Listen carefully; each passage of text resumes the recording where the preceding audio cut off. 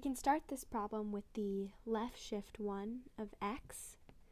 So since x is a 5-bit string, we can say that it is A, B, C, D, E. Then we're moving to the left and shifting, so this becomes a 0. So now we have our circ 3 of B, C, D, E, 0, or 0, 1, 1, 0, 1 equals 1, 1, 1, 0, 1. So now we can do this part.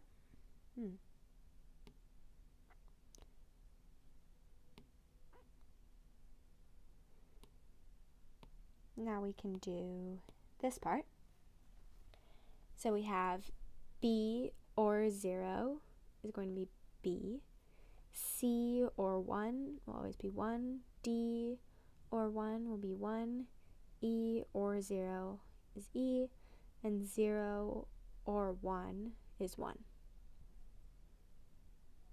So now if I rewrite this, we have circ 3 of B 1, 1, E1 equals 1, 1, 1, 0, 1.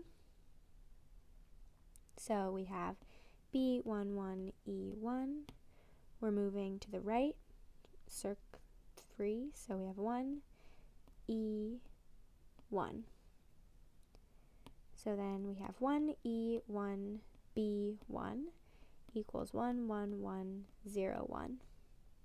So the only two letters we have left are E and B, and we know E matches with this bit, so E equals 1, and then B that bit, so B equals 0. Okay, so we have X equals A, B, C, D, E. We know, we don't know what A is, so we're going to represent A with a star. That's how we show unknowns.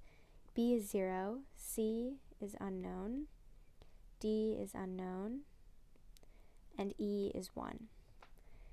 But if we go back to the question, it's asking how many bit strings X solve the following equation. So it's not what's the answer, but it's how many possible answers are there. So for every time we have a star, that means there's two options. It's a 0 or a 1. So here we have two options, here we have two options, here we have two options. So the total number of options is going to be 2 times 2 times 2, 2 to the third, which is 8. 8 is how many possible x's would solve this equation.